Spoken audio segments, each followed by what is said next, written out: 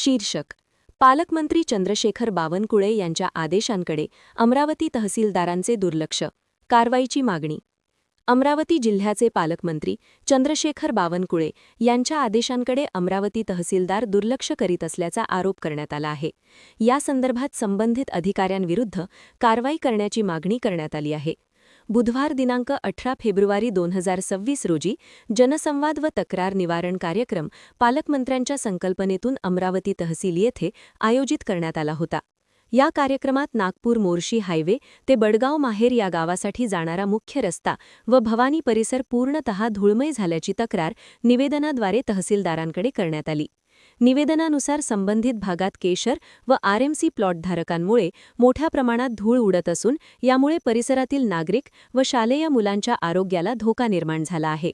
या समस्येबाबत तहसीलदारांनी केशर व आरएमसी प्लॉट मालकांची बैठक घेऊन 15 तारखेपर्यंत प्रश्न सोडवण्याचे आश्वासन दिले होते. मात्र अद्याप कोणतीही ठोस कारवाई करण्यात आलेली नाही, असा आरोप करण्यात आला आहे.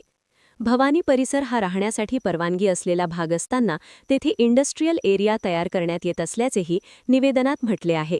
यामुळे गावातील नागरिक व विद्यार्थ्यांच्या आरोग्यावर गंभीर परिणाम होण्याची शक्यता व्यक्त करण्यात आली आहे.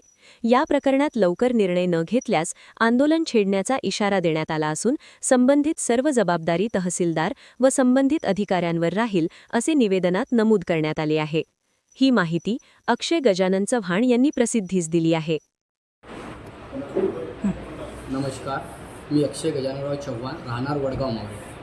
18/2/2026 पालकमंत्री यांच्या संकल्पनेतून जनसंवाद आणि तक्रार निवारण मेळावा तहसील कार्यालय येथे संपन्न झाला होता. पालकमंत्र्यांच्या आदेशानुसार तहसीलदारांच्या अध्यक्षतेखाली तो कार्यक्रम झाला होता. वडगाव मावळे नागपूर हायवे ते वडगाव मावळे हा 4 किलोमीटरचा रस्ता आहे. या रस्त्यावर क्रेशर आणि आरएमसी प्लॅन्टमुळं संपूर्ण रस्ता हा धूळमय झालेला आहे. आजूबाजूचा भवानी परिसर आहे. हा रेसिडेन्शियल एरिया असताना सुद्धा तिथं इंडस्ट्रियल एरियाला परमिशन देत आहेत. त्याचंच निवारण होण्यासाठी आम्ही त्या तक्रार मेळाव्याला उपस्थित झालो होतो आणि निवेदन दिलं होतं 18/2/2026. त्यावेळेस तहसीलदारांनी आम्हाला त्यामध्ये सांगितलं होतं की येत्या 7-8 दिवसामध्ये आम्ही त्यामध्ये म्हणजे क्रशरवाल्यांना बसून आपण त्यातून काहीतरी तोडगा काढू. परंतु 18 पासून तर आज 8 तारखेपर्यंत कुठेही बैठक झाली नाही. कुठल्याही क्रशरवाल्याशी आमच्याशी बोलणं करून दिलं नाही. यामुळे असं वाटते की तहसीलदारांचं हे वागणं आमच्यासाठी संशयास्पद आहे. पालकमंत्री साहेब नवनवीन संकल्पना त्यांच्या कार्यकौशल्यतेतून आम्हाला सांगतात किंवा जिल्ह्यासाठी सांगतात, पण तहसीलदार साहेब त्याची पूर्णपणे पायमल्ली करत आहेत. की झालं पोरगं म्हणून वागू नये अशातला कार्यक्रम तहसीलदार आपल्या इथं करत आहेत. त्यामुळे आमचा येणाऱ्या काळामध्ये जर तो धुळीचा प्रश्न किंवा क्रेशरचा प्रश्न मिटला नाही तर येत्या काळामध्ये आम्ही तीव्र आंदोलन छेडू.